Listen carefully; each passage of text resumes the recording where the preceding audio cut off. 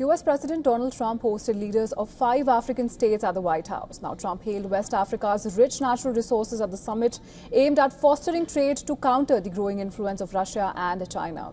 Now, Trump hosted the leaders from Gabon, Guinea-Bissau, Liberia, Mauritania and Senegal, telling them that he was shifting the US approach to trade first and that the US is a better partner for Africa than China. Now, Trump said his administration was committed to strengthening friendships in Africa, which he hoped to visit at some point. The meeting follows the dismantling of the U.S. Agency for International Development. Now, Trump told the leaders, "We are shifting from aid to trade." We have there's a lot of anger on your continent, and we've been able to solve a lot of it. My administration is committed to strengthening our friendships in Africa through economic development efforts that benefit both the United States and our partners. The talks held over lunch in the state dining room came with Washington seeking to ensure a stable supply of critical minerals. Now, all 5 of the countries invited enjoy rich natural resources, including manganese, which is a key mineral in the production of stainless steel and batteries, along with iron ore, gold, diamonds, lithium and cobalt. Trump also talked about the continent's vibrant places, very valuable lands, great minerals and great oil deposits, and was rewarded with personal praise in return. Now, each leader offered their approval when asked by an African media outlet if Trump should win a Nobel Peace Prize. Senegal even offered to build a golf course where Trump could show off his skills. I was wondering what your secret was for solving all these complex crises, and I know you are a tremendous golf player. Golf requires concentration and precision, qualities that make for a great leader. Senegal has exceptional opportunities to offer, including in the area of tourism. So perhaps an investment could be made in a golf course in Senegal.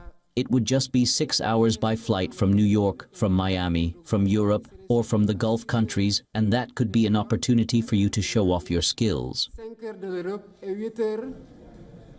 The meeting also featured some awkward moments. At the beginning of the lunch, Trump asked his guests to say a few words to the press, but as Mauritanian President Mohamedou Ghazouani started giving a long address, Trump seemed to change his mind. Trump gave the Mauritanian leader the wrap-it-up gesture and then proposed that the African heads of state just state their name and country.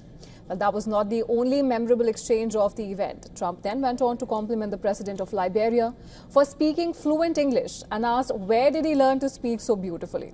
English is the official language of Liberia. Well, thank you. It's such good English, such beautiful. Where did you learn to speak so beautifully? Where were you educated? Where? Yes, sir. In Liberia? Yes, sir. Well, that's very interesting. It's beautiful English. Sure. I have people at this table can't speak nearly as well. And for more on this, our correspondent Louisa Olani has sent us this report from Lagos, Nigeria. Take a look.